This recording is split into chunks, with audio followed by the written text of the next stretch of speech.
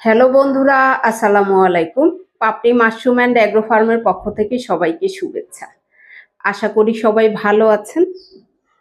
একজন শ্রদ্ধেয় ক্রেতা কমেন্ট করেছেন, আমি মাশরুম নিয়ে কাজ করতে খুবই আগ্রহী। আমি জানতে চাই মাশরুম চাষ কি সত্যি লাভজনক? আপনার এখানে দুইটা প্রশ্ন, একটা হয়েছে আপনি মাশরুম চাষ করতে আগ্রহী। আপনি যদি মাশরুম চাষ করতে আগ্রহী হয়ে থাকেন, সেক্ষেত্রে আপনি ভালো কোথাও থেকে প্রশিক্ষণ নিয়ে তারপরে আপনি চাষ শুরু করেন। এটাই হয়েছে আপনার জন্য আমার পরামর্শ। আর দ্বিতীয় প্রশ্নটা হয়েছে, মাশরুম চাষ কি সত্যিই লাভজনক? যদি সত্যিই লাভজনক না হতো তাহলে কি এই পেশাটা থাকতো? যারা এই পেশাতে আছেন তারা কি লস করে এই পেশাতে শ্রম দিচ্ছেন?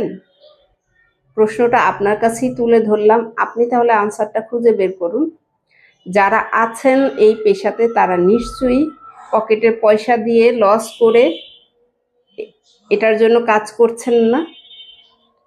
এই জিনিসটা আপনাকে বোঝা উচিত। আপনি তো ন্যূনতম পড়াশোনা করেছেন, তাহলে এই প্রশ্নটা তো আপনার বোঝা উচিত। এমন কি কোনো পেশা আছে যে পেশাতে কোনো লাভ নেই?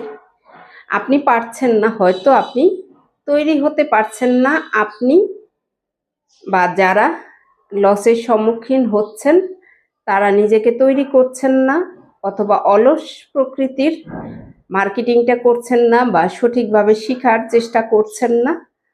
অলস ব্যক্তিদের জন্যে কোনো পেশাটাই লাভজনক না।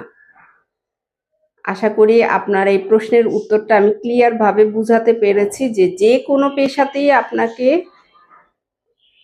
থাকতে হলে, লাভ করতে হলে আপনাকে জানতে হবে, বুঝতে হবে, শিখতে হবে, তারপরে লেগে থাকতে হবে। উদ্যোক্তা হওয়াটা এতটাই সহজ না যে আজকে নেমে পড়লেন কালকেই আপনি সেটার উপর নির্ভর করে চলতে পারবেন। শিখতে শিখতেই অনেকটা চলে যায় সময়।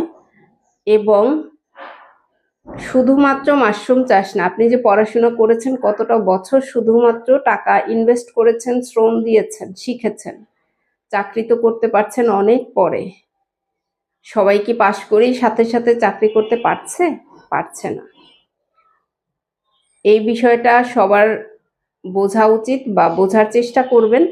কোনো পেশাই লাভ ছাড়া নেই। যদি আপনি সেই পেশার ধরন অনুযায়ী নিজেকে তৈরি করতে পারেন, ধৈর্য ধরতে পারেন, পরিশ্রম করতে পারেন, তাহলেই আপনি লাভের মুখ দেখবেন। অথবা আপনি যদি শ্রম, ধৈর্য, টাকা ইনভেস্ট, শিক্ষা কোনোটাই না থাকে, তাহলে আপনি লাভবান হবেন না। এটা নর্মাল একটা বিষয়। ভালো থাকুন, সুস্থ থাকুন এবং নিজ ঘরে ঘরে মাশরুম চাষ করে নিজের পুষ্টির চাহিদা মিটিয়ে তুলুন। ভালো থাকুন। আল্লাহ হাফেজ।